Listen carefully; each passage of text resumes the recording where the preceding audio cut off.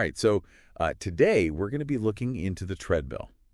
Ooh. Yeah. Okay. That machine that we all kind of have a love-hate relationship with. Yeah. And we've got some articles here Okay. that take us through the treadmill's journey from its ancient origins Or to its, shall we say, less than inspiring beginnings. So yeah.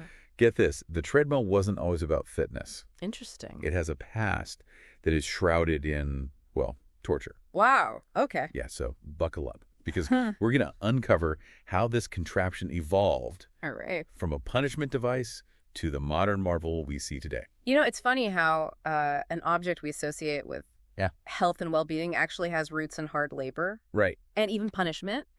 But I guess that speaks to the treadmill's adaptability, right? It really does. So let's go back to the very beginning. Okay. Where does the concept of a treadmill even come from? Well, believe it or not, we have to travel all the way back to ancient Rome to find the earliest version of a treadmill. Really? But don't picture sleek machines with touchscreens. Okay. We're talking about the treadwheel crane. Okay. A massive human-powered wheel used to lift heavy objects for construction. Oh, wow. Think of it like a giant hamster wheel. Okay. But instead of a furry friend inside, Yeah. you've got a team of people slogging away. Oh, my gosh. Yeah. That's a far cry Right. from our modern treadmills. Yeah. I can't imagine using one of those for my morning jog. No. But it's interesting how that concept of using human power to drive a wheel has persisted through the ages. So how did we go from giant construction wheels to the treadmills we know today? Well, there's a bit of a dark period in between. Yeah. In the 19th century, the treadmill took a turn for the worse, literally. Interesting. It was reinvented as a prison punishment device. Wow.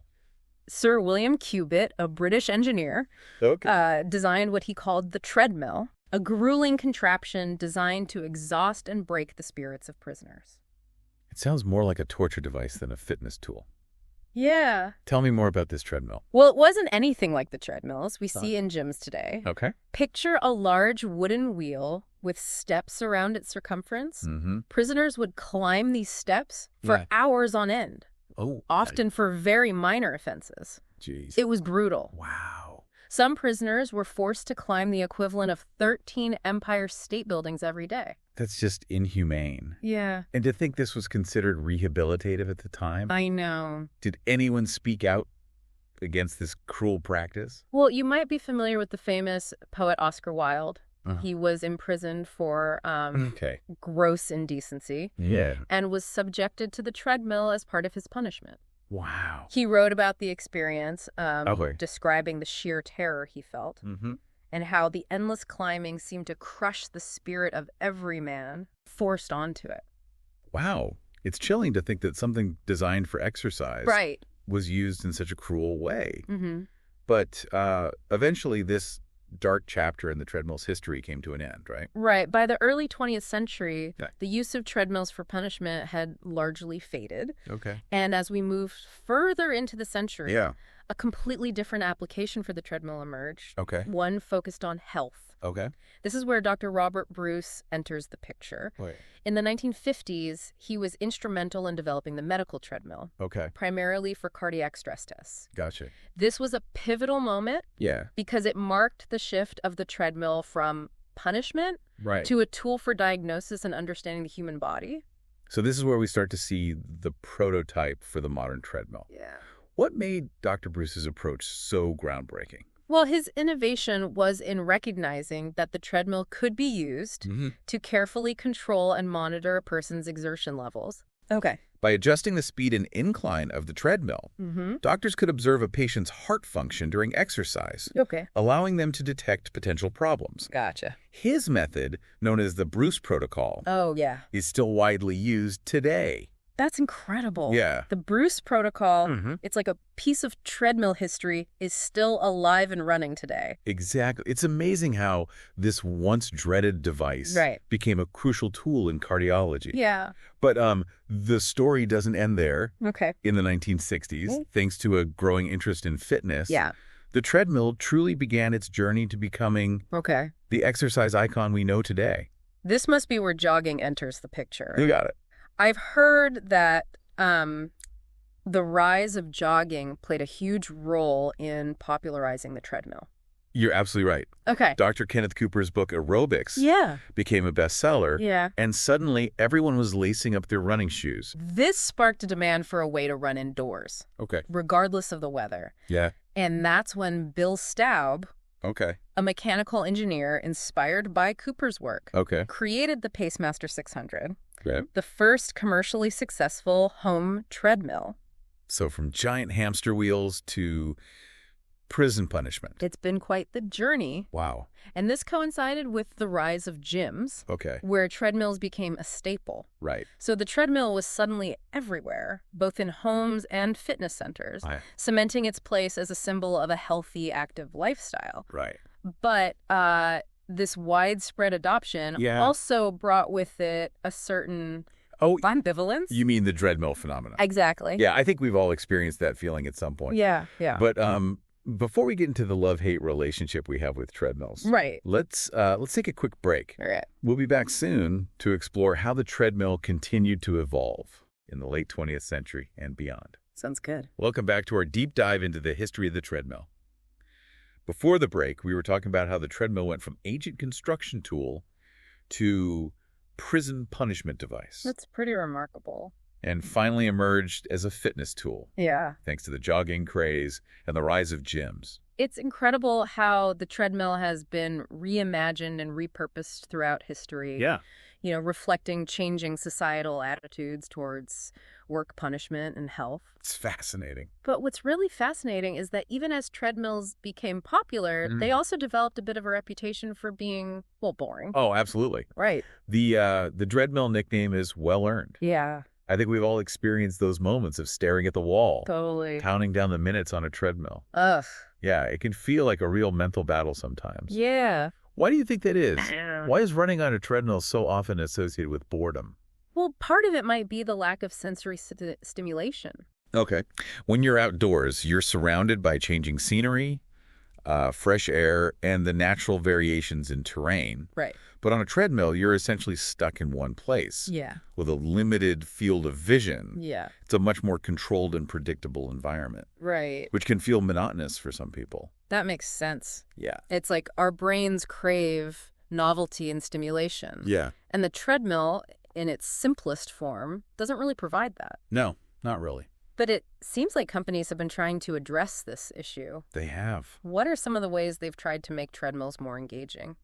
Well, the treadmill industry has definitely recognized the need to combat boredom. Yeah. And make the experience more enjoyable. Right. One approach has been to incorporate technology and entertainment features. Okay. We've seen a surge in treadmills with built-in touchscreens, internet connectivity, and even virtual workout programs. So instead of just watching the clock, you can now watch your favorite shows. Browse the web, or even participate in virtual races while working out. Right. That's pretty clever. Yeah. But I've also heard about these new treadmills that take things even further. Oh, yeah. Like using virtual reality or AI. That sounds almost futuristic. It does, doesn't it? Yeah. And it's a sign of how much the fitness landscape is changing. Right. Some companies are experimenting with VR technology, allowing users to feel like they're running through scenic landscapes. Wow. Or even competing in virtual races. Oh, wow. Imagine strapping on a VR headset and suddenly finding yourself jogging through a redwood forest or along a tropical beach. That's amazing. All while physically on your treadmill. That would be a complete game changer. Totally. Yeah. It would be like transporting your workout to a whole different world. Yeah. But what about the AI integration you mentioned? Right. How does that work with a treadmill? Well, some treadmills now incorporate AI to personalize your workouts. Okay. Track your progress. And even adjust the speed and incline automatically. Wow. Based on your performance and goals. That's wild. It's almost like having a virtual personal trainer right there with you. Right. Yeah. That's amazing.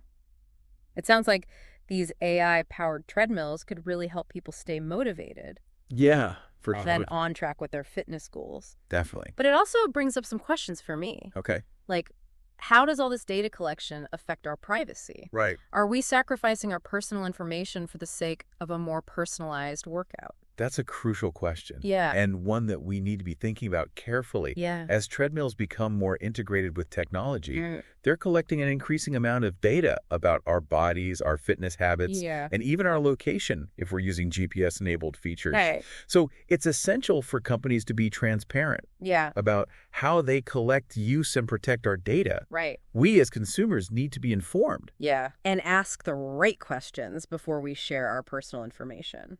You're right. It's easy to get caught up in the excitement of new technology. It is. But we also need to be mindful of the potential downsides. Yeah. But speaking of downsides, there's another issue that comes to mind. Okay. With all these high-tech treadmills, accessibility. Exactly. These innovations are exciting. Yeah. But we need to consider who has access to them. Right. Many of these advanced treadmills come with a hefty price tag. Yeah. Which can make them inaccessible for a lot of people. Right. And even if someone can afford the initial cost, they might not have access to the reliable internet connection needed to utilize many of the features. Yeah. So this could create a digital divide in fitness, where only those with resources can enjoy the benefits of these cutting-edge technologies. That's a really important point. Yeah. It also makes me think about people with disabilities. Are these innovations being designed with inclusivity in mind? That's a question more companies need to be asking themselves. Yeah. We need to ensure that fitness technology is designed for everyone. Right. Regardless of their physical abilities or limitations. Right. There's a lot of potential for these technologies to make exercise more accessible, but only if they're developed with inclusivity at the forefront. Absolutely. Yeah. So it seems like the treadmill's journey is far from over. Yeah. It's still evolving, raising questions about technology, ethics, and accessibility along the way. It certainly is. And while it's impossible to predict exactly what the future holds, one thing is clear. The treadmill will continue to reflect our changing relationship with technology, our bodies, and our pursuit of health and well-being. Right. But for now, let's take a moment to reflect on everything we've learned so far. Okay. What stands out to you the most about the treadmill's journey? You know, what strikes me is this constant tension between the treadmill's past as a tool of punishment and its present as a symbol of health and personal achievement. Yeah. It's a fascinating paradox that speaks to our complex relationship with exercise. I agree. And the ways we view our bodies. And I think it also highlights the power of innovation to transform something once viewed negatively into something positive and empowering. I agree. But on that note, I'm curious to hear your personal experience with the treadmill. Oh, okay. You mentioned earlier that you had a love-hate relationship with it. Yeah. What has your journey with the treadmill been like? Well, my experience has actually been quite a roller coaster. Okay. And it ties in directly with some of the things we've been discussing about technology and motivation. Right. But before I share my story, let's take a quick break. Okay. We'll be back soon to wrap up our deep dive into the treadmill's fascinating history. Welcome back to the deep dive. Before the break, we were talking about how technology is changing the treadmill experience, both for better and for worse. And I mentioned that I have a personal story that ties into all of this. It actually goes back to a time when I wasn't exactly a fan of treadmills. Oh, really? Yeah. You always seem so enthusiastic about fitness. Whoa. I'm curious to hear what turned you off from the treadmill. Well, it wasn't so much the treadmill itself, Okay. but rather the circumstances that led me to it. Okay. You see, a few years ago, I had a bit of a mishap. Oh. I was out hiking, slipped on some ice, and ended up with a pretty serious back injury. Oh, no. Yeah, and the doctor told me I needed to find a low-impact way to exercise while I recovered. Okay. And you guessed it, he recommended the treadmill. Makes sense given the injury.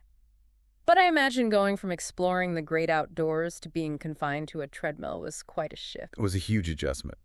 At first, I was pretty bummed about it. I missed being outside, feeling the sun on my skin, breathing in the fresh air. Those first few weeks on the treadmill were rough. Oh, yeah. Yeah, I felt like a hamster on a wheel going nowhere fast. Is the epitome of the treadmill experience. I can sympathize with that. It's easy to feel uninspired when you're staring at the same wall day after day. Yeah. So what helped you break out of that rut? Ironically, it was technology that ended up saving me. Okay. I started experimenting with virtual workouts and scenic runs using an app on my tablet. And it was incredible. Oh, wow. Instead of staring at a blank wall, I was virtually hiking through the Swiss Alps. Wow.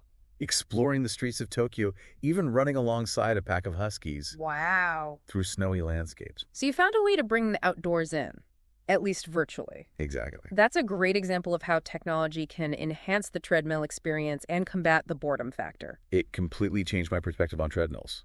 It wasn't just about clocking miles anymore. It was about exploration, adventure, even escapism. And that's what I think is so exciting about the future of treadmills. As technology continues to advance, who knows what incredible experiences we'll be able to have right from our own homes. It's truly remarkable how far treadmills have come from their origins in ancient Rome as construction tools to their use as punishment devices. Right. And now, as high-tech fitness companions, the treadmill has mirrored our evolving relationship with work, health, and technology. And as we discussed earlier, this evolution isn't without its challenges. Right. We need to be mindful of data privacy, ensure accessibility for everyone, and be aware of the potential for technology to create new forms of inequality. But I'm optimistic that we can harness the power of innovation to create a future where treadmills and all forms of fitness technology empower us to live healthier, happier lives. I share your optimism, and I think it's important to remember that at the end of the day, the most important step is the one we take towards taking care of ourselves, both physically and mentally. Whether that's on a high-tech treadmill, a walk in the park, or any other activity that brings us joy and movement, it's the commitment to our well-being that truly matters. Well said. And on that note, we've reached the end of our deep dive into the treadmill's fascinating history. From ancient origins to modern innovations, we've covered a lot of ground today. We have. We hope you've gained a new appreciation for this ubiquitous machine and its impact on our lives. And perhaps more importantly, we hope this conversation has sparked some curiosity and inspired you to think critically about the role of technology in fitness and how we can all strive for a healthier, more equitable future. Thanks for joining us on this journey. Until next time, keep exploring, keep moving, and keep those treadmills running.